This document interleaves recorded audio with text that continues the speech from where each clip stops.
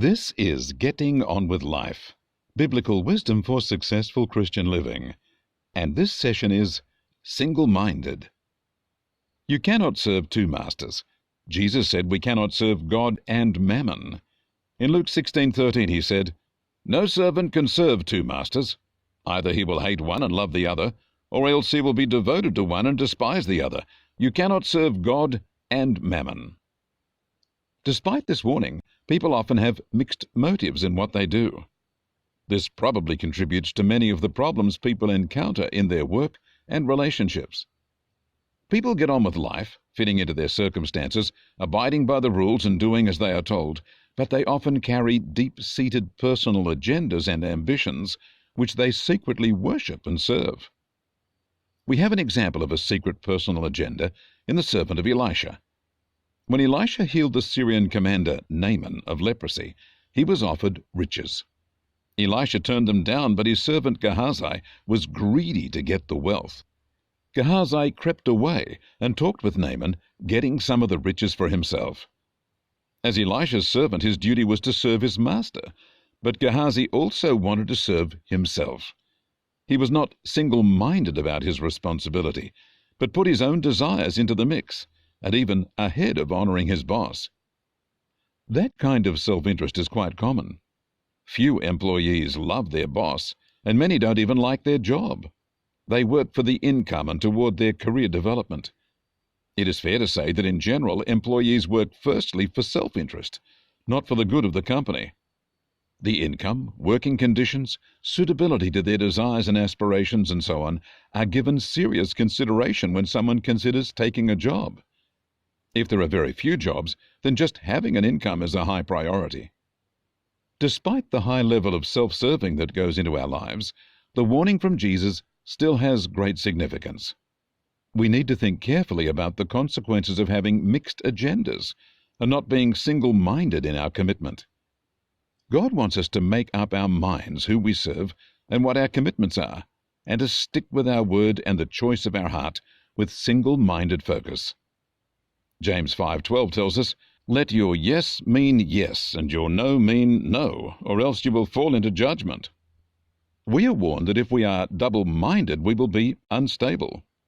James 1:8 says, "A double-minded man is unstable in all his ways." I found an interesting commentary on the Chinese view of contractual arrangements. Westerners are to take care that the Chinese view such agreements as flexible, while we might think they are more binding. The quote goes, "From a Chinese point of view, if situations change during the course of your business relationship, naturally you're not going to be bound to the initial agreement." That's the attitude many Westerners take in such serious matters as marriage and family. They make a vow to be committed for better or for worse, for richer, for poorer, in sickness and in health, but then abandon that commitment if situations change along the way. They might argue, "You were supposed to make me happy," or "You weren't supposed to be so difficult," or "You make things uncomfortable for me." Those changed circumstances cause many Westerners to not feel bound to the initial agreement. But doesn't that suggest being double-minded? A single-minded person has made a commitment, and nothing can change their mind. We change our mind because we are also committed to other things, such as self-interest, ambition, desire for carefree living, pursuit of happiness, and so on. I reflected recently on a strange example of single-mindedness I saw many years ago.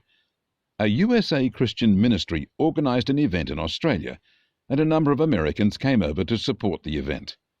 They made a number of local connections and encouraged many people to attend. As I arrived at the venue, people were arriving in dribs and drabs, a few at a time.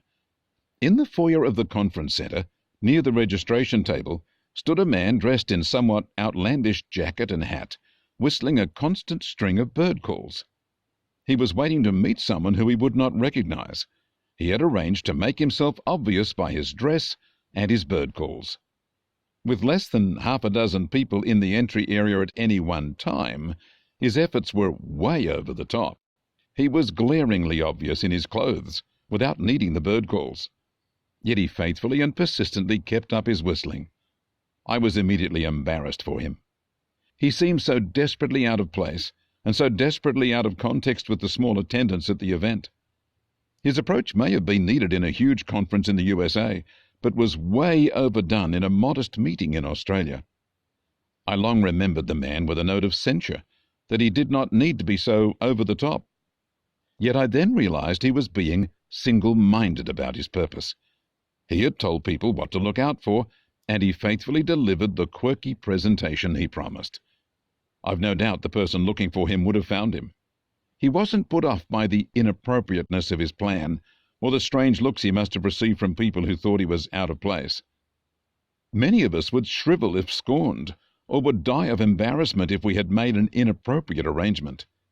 The single-minded will stick with their word and their plan, putting self secondary to the purpose they pursue. We can't serve two masters, because at some point or other we will have to choose between them. If we are serving self first, we will deny God. If we are serving self-interest, we will cheat on our other commitments. If we are ruled by pride, greed, lust, ambition, or a bunch of other such motivations, we will be unstable and changeable as we chase opportunities, abandon commitments, forget our responsibilities, destroy relationships, and change our minds and our direction at whim. You have chosen to make Jesus Lord of your life. He is your master.